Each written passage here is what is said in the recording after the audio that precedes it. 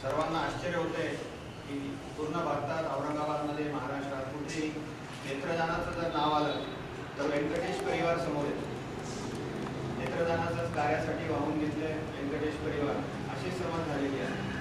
आणि ज्यावेळेस आम्ही या मागच्या एक हप्त्यापासून रक्तदानाबद्दल आम्ही ज्यावेळेस हे करत होतो, चर्चा करत होतो की रक्तदान खूप जरुरी आहे, शहरात टंचाई आहे, लोकांना आश्चर्य वाटतं. म्हटलं बा असं काहीच नाही, आम्ही सामाजिक बांधिलकीच्या जाणीवेतून हे काम हाती घेतलेलं आहे. शहरामध्ये रक्ताची खूप टंचाई आहे आणि त्यामुळे आम्ही हे रक्तदान शिबिर आयोजित केलेले आहे. आणि मनामध्ये कुणाच्याही काही एक सामाजिक जाणीव आणि नेत्रदानाच्या कार्यासाठी वाहून घेतलेल्या व्यंकटेश परिवाराने सुद्धा नेत्रदानाची जरुरी समजून, जी शहरात टंचाई आहे, तुटवडा आहे, ती जरुरी समजून ह्या कार्यास पाठिंबा दिलेला आहे. ही एक मोहीम हाती घेतलेली आहे आणि रामनवमीच्या शुभमुहूर्तावर या कार्याची सुरुवात केलेली आहे.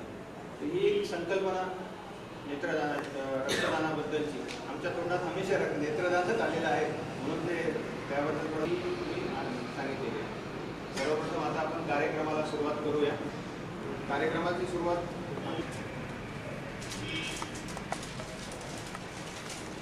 आजच्या कार्यक्रमास लाभलेले आपल्या शहराचे पोलीस उपायुक्त श्री के.जी. पाटील साहेब यांचं मी सर्वप्रथम व्यंकटेश परिवाराचे अध्यक्ष या नात्याने स्वतः किशोर सोनी मी स्वागत करतो.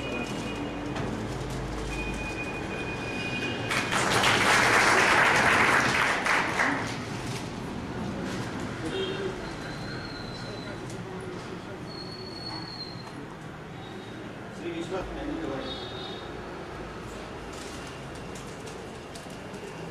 सकल मारवाडी महासभेचे अध्यक्ष डॉक्टर दरक साहेब यांचं महाराष्ट्रात पुष्पगुच्छ देऊन स्वागत.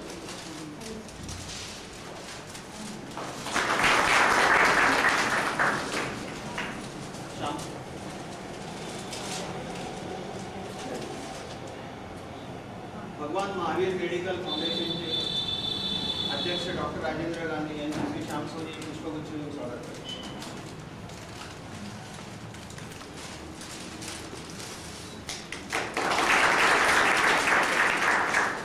उपाध्यक्ष सौ मीनाबाई नावंदर यांचे सौ सुजाता तुशी हे स्वागत करते.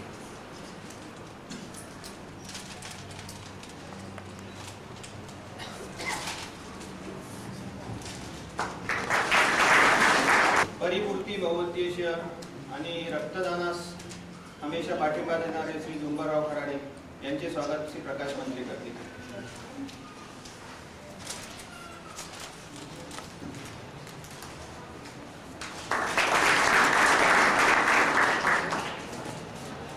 आणि नेत्रदानाचं जे प्रमाण आहे भारतात ते बिलो 1% आहे. देशात 60 ते 70 लाख लोकांचा मृत्यू होतो आणि नेत्रदान फक्त 19,000 20,000 असे बिलो 1% ही संख्या आहे. आणि ज्यावेळेस ही संख्या मनशक्ती या मासिकात माझ्या वाचण्यात आली आणि त्या दिवशी माझं मन भारावून गेलं आणि त्या दिवशी मी एक संकल्प केला, आयुष्यात मला एक असं काही वेगळं कार्य करायचं होतं की ज्याला कुणी वाहून घेतलं नाही, एक चॅलेंज म्हणून स्वीकारायचं आणि जी खरं रिअल सोशल वर्क करायचं.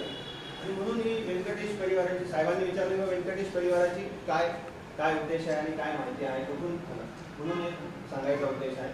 तर आम्ही व्यंकटेश परिवाराची एक स्थापना केली, एक ग्रुप झाला आणि आज व्यंकटेश परिवाराचा वटवृक्ष झाला आहे. बरेच समाजसेवक त्याच्यासाठी पुढे येत आहे, बऱ्याच नेत्रपेढ्या उघडत आहेत. थोडं मला माफ करा की आज सगळेजण म्हणत असेल की रक्तदान शिबिर ठेवलं आहे आणि नेत्रदानाबद्दलची माहिती, तर एक थोडीशी माहिती मिळावी, व्यंकटेश परिवाराचा उद्देश माहिती व्हावं, त्यामुळे मी थोडीशी संकल्पना सांगतो आहे. तर अशा प्रकारे व्यंकटेश परिवाराचं कार्य चालू आहे.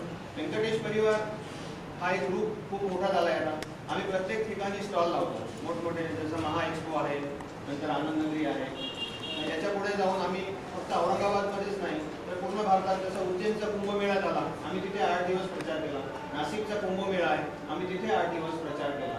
यावर्षी कुंभमेळ्याला जायचं होतं तर माझ्या आईने मला मना केलं. ज्यावेळेस मी उज्जैन कुंभमेळ्याला गेलो होतो तर तिथून आल्यानंतर मला जॉईंटिस हा रोग झाला होता आणि 6 महिने मी घरी पडून होतो. म्हणून त्या आईच्या मनात माझी एक धस्ती झालेली आहे की आता याच्या पुढे कुंभमेळ्याला जायचं नाही. म्हणून आम्ही यावर्षी कुंभमेळ्याला गेलो होतो. कुंभमेळ्याला आम्हाला शंकराचार्य जगद्गुरू त्यांनी आशीर्वाद दिले होते. त्यांनी आम्हाला सांगितलं की मी अशा प्रकारचा प्रचार कुठेच बघत नाही, आम्हीही करतो. मी त्यांना आवाहन केलं की आपण नेत्रदानाचा संकल्प करा. तर त्यांनी सांगितलं की मी संकल्प केलेला आहे.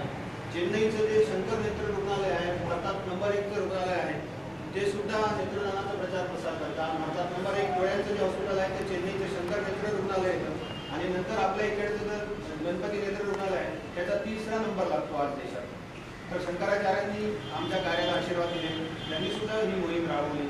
नंतर राष्ट्रपती महोदयांनी आम्हाला 15 मिनिटं वेळ देऊन आमच्या कार्याची हे केली आहे. नंतर आता सध्या जगद्गुरू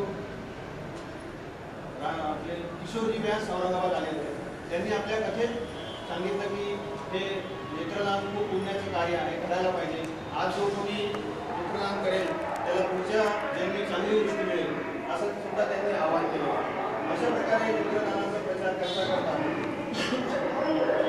आमचा संपर्क एक झुंबरराव कराडे, एक साधे व्यक्तिमत्व, रक्तदानासाठी खूप मेहनत केली. त्यांचा एक मागच्या आठवड्यात त्यांचा पेपर तयार केला तेव्हा रक्तदानाची टंचाई आहे, जरा पुरवठा आहे, लोकमत आणि सगळ्यांनी त्यांचा लेख प्रसिद्ध केला.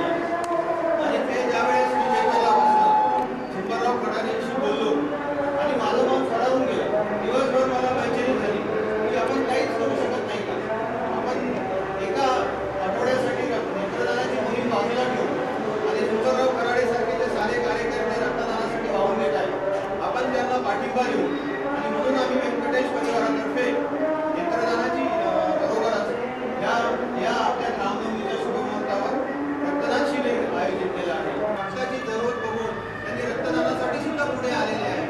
तर या मेसेजतून बऱ्याच सामाजिक संस्था आहेत, रोटरी क्लब आहेत, लायन्स क्लब आहे, अनेक फाउंडेशन आहेत, त्यांनी सुद्धा आपलं कार्य बाजूला ठेवून सध्या जी रक्ताची जरुरी आहे, जो तुटवडा आहे, त्याला समोर ठेवून रक्तदानासाठी त्या सुद्धा लोकांनी पुढे आलं पाहिजे.